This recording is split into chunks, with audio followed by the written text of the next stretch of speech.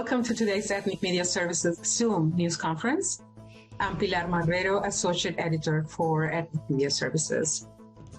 The bloody conflict now underway in Israel and Gaza is escalating fast. Many fear it threatens a broader regional war with troubling and unknowable ramifications.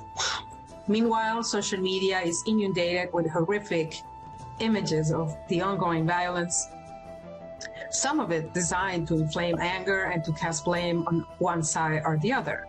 But the horror is real. According to experts, more Israelis died during Hamas' initial assault than on any previous day in Israel's history, including all of its wars. Dozens, some say up to 150 Israelis are believed to be held hostage by Hamas militants. On the other side, the destruction currently being inflicted on Gaza and its civilian population is increasing by the hour, with talk of a ground invasion imminent and with few places of refuge for Palestinian civilians who are now under a state of siege with no water, electricity, food, or fuel. And 1 million are being told to move from their homes if they haven't yet. All of this comes as acts of hate and bigotry targeting Jews and Muslims have reached record highs in recent years, particularly here in the US, where anti-Semitic and Islamophobic rhetoric have become almost mainstream, according to experts. Our panel will discuss the roots of the current conflict in Israel, what it portends for communities here in the US already confronting the impacts of hate, and whether the violence in the Middle East could ultimately deepen fault lines between and among communities here. To talk about this, we have today Jamal Dajani, Palestinian-American journalist and an award-winning producer, co-founder of Arab Talk Radio. He served on the San Francisco Human Rights Commission between 2009 and 2011. His interview was pre-recorded by our editor, Peter Sherman, as Jamal is traveling to the region as we speak. Then we'll have St. Chandler, organizing for Jewish Voice for Peace, Los Angeles chapter, and Fatin Harara, she, her, is a New York-based Palestinian community organizer, having organized with Al-Abda in New York, Palestine Return Coalition for 20 years. And now we will hear from our colleague Jamal Dajani. He is a Palestinian-American journalist and an award-winning producer, founder of Arab Talk Radio. He also served on the San Francisco Human Rights Commission from 2009 to 2011. I haven't seen any reasonable voices trying to stop the conflict. Unfortunately, the United States and this administration, they have given the green light to Israel to keep bombing Gaza. There are some calls for negotiations and so forth, but I've spent the past basically 18 hours glued to the web and monitoring the media in the Middle East, and the onslaught is ongoing. Entire neighborhoods have been leveled off, and over 300 children have been killed in Gaza. Doctors have been targeted. Six reporters, journalists have been killed. So this conflict could drag other players.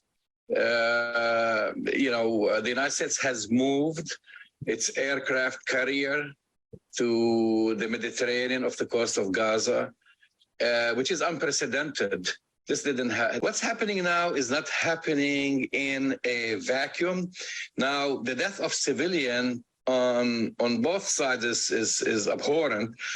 And no one can, say anything but condemn it. However, I don't see this being put into context. Why is this happening today, and why it keeps repeating itself? So when you say, we want revenge, well, then we're going to go on for the next 100 years, because for the past 75 years, Palestinians have not seen any advancement in negotiations, or they have not realized any of their aspirations or hopes.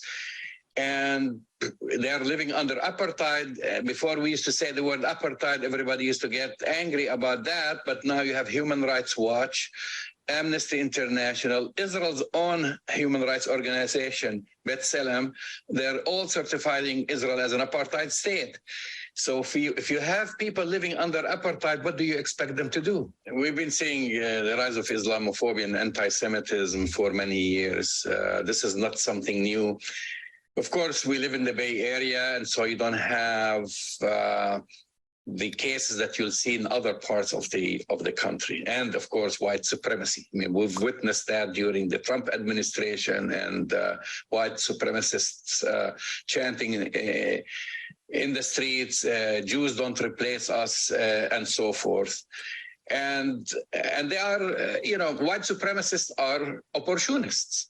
And that's my fear from white supremacists is that they'll take advantage of any international event, be it in the Ukraine or now between Russians and Ukrainians or between Palestinians and Israelis, to take advantage of this and foment their hatred and anti-Semitism and Islamophobia. I mean, we're going to see some incidents now.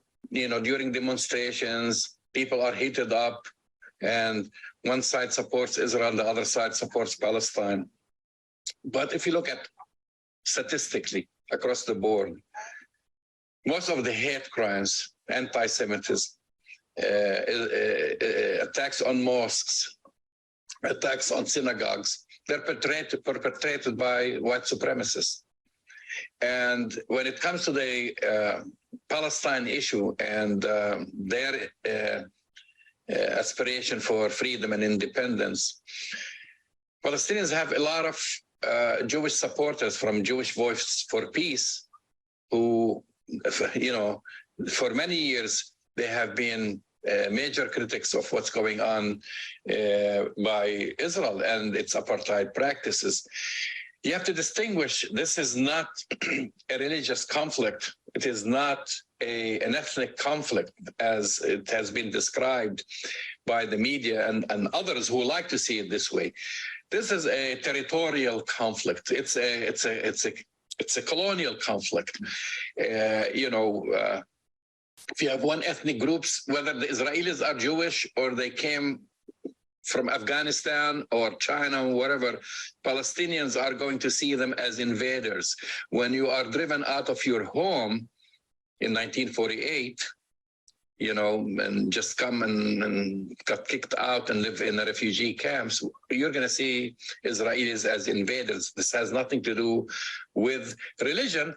There are extremist few, and I've named some of those, who try to take advantage of religion and say this is about religion. It's not. I now welcome St. Chandler, organizer for Jewish Voice for Peace, Los Angeles chapter.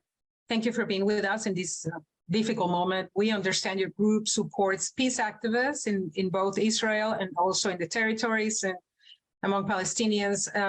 Can you please talk to us about how you see this conflict affecting your work here in the U.S. and the relationships between groups? I think it's very important to put the context to what we are seeing coming on the ground, which we're not seeing in the mainstream media. Gaza has been under near 16 years of Israeli military blockade. Much of the media is reporting that Israel left Gaza. That's just not true. They just moved their defenses to the perimeter. So Palestinians there have been living under siege for almost 16 years now. The Israeli government might have just declared war on Gaza, but in reality, its war on Palestinians started over 75 years ago with Israeli occupation and systemic apartheid that has been acknowledged by all major human rights organizations, including Amnesty International, Human Rights Watch, and even Israel's leading human rights organization, B'Tselem, 2 or 3 years ago now, released a report titled this is apartheid.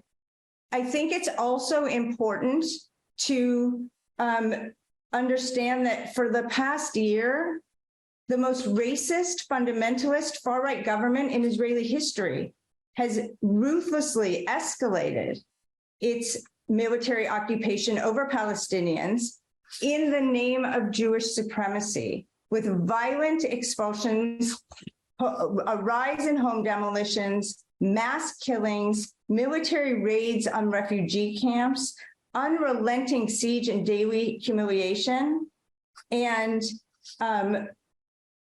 repeatedly storming the holiest Muslim sites in Jerusalem. I say this because the mainstream media isn't reporting on these incidences. So, of course, what we're seeing now, it doesn't come out of a vacuum, and reality is shaped by when you start the clock.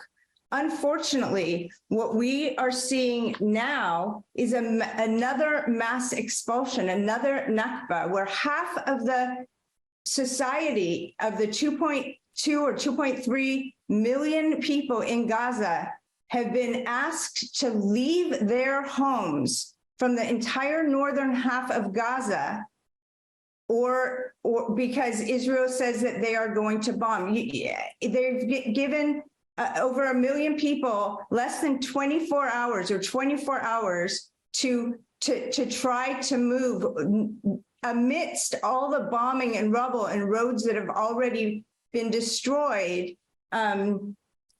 So right now we're terrified that what we are about to witness is a genocide. And I do not use that word lightly. But when you're talking about half of the population of Gaza being driven from their homes, that is the word for it. We're already seeing the effects of this right here locally on the UCLA campus. We're seeing that student groups are being, people from Students for Justice in Palestine are being doxxed on social media. They're being, their ability to organize for years has been suppressed, not being able to secure spaces to do teach-ins. This happens not, this is something that we see locally here in Southern California, but we see it on college campuses across the United States. There, like other speakers have said, there is much misinformation in the media that drives this. And so students and activists are made unsafe. I'm someone who has been threatened myself. So it is vitally important that that media entities, like many of the people here, give voice to actual facts and to give the stages you have to Palestinians to tell their experience and their story. Because what we hear here locally in Southern California is there are constant attempts to suppress speech by Palestinians, education about the history of Palestinians, and of the, Israel's original colonization, military occupation, and imposition of apartheid upon Palestinians in Palestine. Thank you. Thank you so much for your words. Let's see. I want to invite Fatin Harara. She's a New York-based Palestinian community organizer. Thank you for being with us today. Can you tell us how you see the impact of the conflicts on Palestinians anywhere in the world, particularly when we tend to see an increase in hate after events like this happen? Welcome. Hi, thank you for having me. My name is Fatin Harara. I have some remarks. in regards to some things that were said, but I'll also address the question. I think it's all related. I think that it's really important to remember the framing of everything that we say. And I think that even this panel right now, the framing that it's using the Israel versus Hamas conflict is problematic to me, because this implies that this is an issue between a whole nation of people and a militant group, when it's not just that. This is an issue of occupation that is imposed on an Indigenous people. I think it goes without saying that or maybe it has to be said, because unfortunately we've seen that the Anti-Defamation League has been a source for a lot of people to do DEIJ work, diversity, equity, inclusion, and justice work, or any kind of affiliated work. I've seen it in my own workplaces sometimes where I've worked, that, you know, the definitions that they use about racism and anti-Semitism and whatnot are the definitions that a lot of people like to imply because they seem to be some kind of authority about those things. However, as Estee Chandler mentioned, that this organization is indeed Zionist. This organization not only is anti-Muslim and anti-Palestinian, it's also been, recorded as anti-Black and anti-queer. And I'm not going to go into, you can find the research. If you are all journalists, you can go ahead and find the research there, but it is there. So that is number one. Number two, the definition of anti-Semitism as adopted by the ADL and whatnot, there is actually a push for institutions and governments in the United States and Europe to adopt a definition of anti-Semitism that has been pushed by the International Holocaust Remembrance Alliance. And this is all related to the point about what is happening against Palestinians locally and against Muslims, because I feel like Arabs and Muslims as well are adjacent to the community of Palestinians, right? The definition that the IHRA, the International Holocaust Remembrance Alliance, wants people to adopt about anti-Semitism includes that any criticism of the state of Israel. So if I want to, maybe I live in a place and my local government adopts this definition, and I cannot say that I don't support Israel, or I cannot say that that Israel commits war crimes, which it does according to the international community on a regular basis. That would be an offense, right? Like a criminal offense if I were to do that. So that is something that I think that we want to keep in mind, because there's a lot of conflation when it comes to anti-Semitism, which is something that we have to consider, right? So that's one thing. The other thing is, I was listening to, and to be honest, like, we're very occupied right now. Obviously, I studied linguistics and I understand how deep this kind of rhetoric goes. So when you are out there talking about these things, it's really important to understand that manipulation of language, whether you intend for it to be manipulation or not, language is really important. And for me as a Palestinian, it's not my fault that the Israeli government insists on identifying as a Jewish nation, okay? I didn't choose the oppressor. I didn't choose the religion of the oppressor. I didn't choose the identity of the oppressor. The conflation of this identity, Israeli, Jewish, and Zionist, is not my fault, okay? It is not the fault of my allies either. It's not the fault of Muslims, and it's not the fault of Arabs and anyone who is adjacent to the Palestinian community. In fact, we all know, because we want to bring it up when we talk about whether or not the Jewish people have a right to the land, a claim to the land, they will always say, well, the only Palestinians really were the Jews that were living there. So they will identify Palestinians as Jews and only Jews, but they will not talk about any other Palestinians. Now, I want to talk about like what has been happening on the ground. On my way here, trying to look for parking, I found those vehicles, the vehicles that have those screens, like, whether they're for advertisements and whatnot. And what I saw was the faces of Israeli children and their names, and I think their ages, and it says kidnap, kidnap, kidnapped. And I could tell that this is what it was about, because I'm familiar with the situation. Yesterday at Barclays Center, it's a big venue for concerts and basketball and whatnot. There were people that were, giving out I Stand with Israel, New York Stands with Israel flyers, and the push for the support is really high. But as Palestinians, we actually have footage after footage. I grew up on that footage my entire life of Palestinian kids and Palestinian mothers and Palestinian fathers. We have plenty of evidence, plenty. And we have to dehumanize those people that were killed just to convince the rest of the world that our people are oppressed and they're under a brutal occupation and a brutal colonization that doesn't just passively occupy, doesn't just passively, keep people in the confines of the Gaza Strip and just have military checkpoints. And it's like, oh, they don't like us, but, we're so nice to them. We're the only democracy in the Middle East. They have more rights than they would have under their own governments if they were. We have to hold up dead babies with brain splattered to convince the world that this is happening to us. Yet Biden doesn't have to look at a photo of a decapitated baby for him to just parrot those lies. Okay. And that's how deep the manipulation goes in the context of the United States, that you really don't even have to do all the work that you do. It is already done.